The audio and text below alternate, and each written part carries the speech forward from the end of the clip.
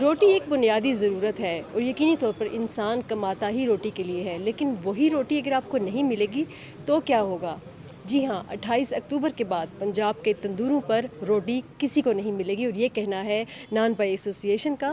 ان کا یہ کہنا ہے کہ آٹے کی قیمت دگنی ہو چکی ہے، گیس مہنگی ہو چکی ہے، تو یہ کیسے ممکن ہے کہ روٹی کو 14 روپے میں ہم بیچ دیں؟ حکومت پنجاب کہہ رہی ہے کہ روٹی 14 روپے کی سیل کریں، جبکہ آٹے کی قیمت ڈبل ہو گئی ہے۔ جو آٹا 79 کے جی کا بیگ ہمیں مل رہا تھا 5500 روپے میں، وہی آٹا آج ہمیں مل رہا ہے 10,500 روپے میں، جس کی وجہ سے ہم نے یہ قدم اٹھایا ہے کہ شٹل ڈاؤن تندور بند کا مطلب بند۔ انشاءاللہ پنڈی شہر میں اس کی تحصیلوں میں کوئی تندور کھلا نہیں ہوگا۔ پنجاب کی تنظیمیں ہمارے پاس رات سے تیار ہو چکی ہیں، جب سے ہماری پریس ریلیز آئی ہے سامنے تو انہوں نے کہا جی آپ بالکل اعلان کریں۔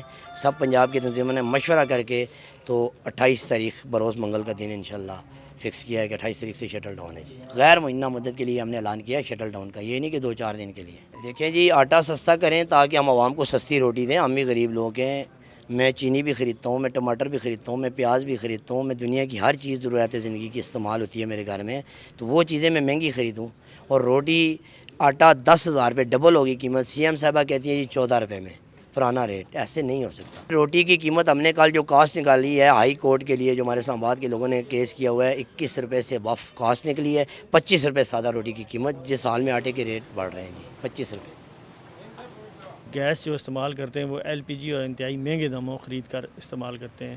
آٹے کے ساتھ ساتھ بجلی، گیس اور دوسری اشیاء مہنگی ہو رہی ہیں، پھر روٹی میرے خیال میں آٹا مہنگا، باقی چیزیں مہنگی اور روٹی سستی مشکل نہیں ہے، ناممکن ہے۔ انشاءاللہ جو ہمارا پریس کانفرنس کے ذریعے ہم نے پیغام بھیجا ہے، ہم اس امید سے ہیں انشاءاللہ کہ انتظامیہ اور گورنمنٹ آف پنجاب ہمارے ساتھ ضرور رابطہ کرے گی اور جو ہمارے ساتھ ہونے والی زیادتیاں ہیں اس کا ازالہ کرے گی۔